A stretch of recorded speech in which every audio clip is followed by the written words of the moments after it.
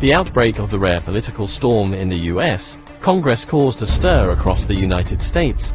Many U.S. politicians and major media, including former U.S. President George W. Bush, accused the demonstrators of being mobs, and said bluntly that Trump incited the riot. Calls for Trump's removal also soared, and even triggered a wave of resignations from Trump government officials as a sign of strong condemnation of Trump. However, even if Trump finally began to condemn the riots and admit defeat in this campaign, his fanatical supporters still do not believe in the election results, or believe that the American riots are the president's fault. On the contrary, Biden, who is about to take office, should be responsible for the incident. Democratic ideas have been completely brainwashed by Trump, so that the United States will be fragmented. According to media reports, a large number of Americans are still deeply skeptical of the election results.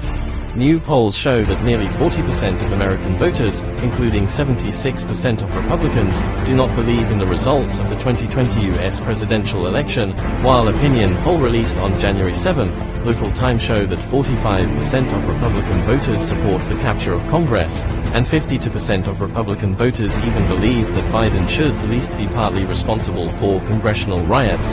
35% of them also believe that Biden is the culprit of the parliamentary riots.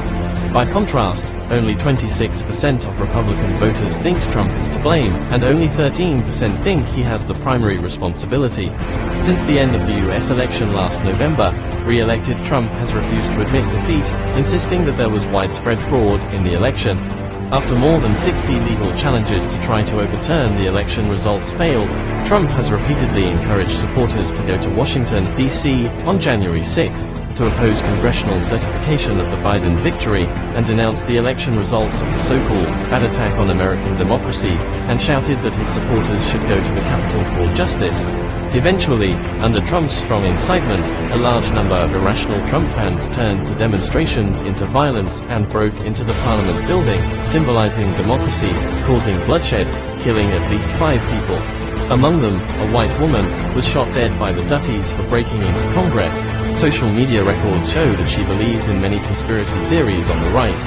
The left regards her as a victim of political lies, while the radical right calls her a martyr and a patriot.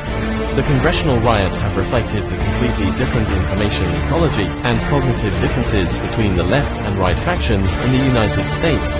Now the political storm caused by the congressional turmoil continues, and American society is further splitting.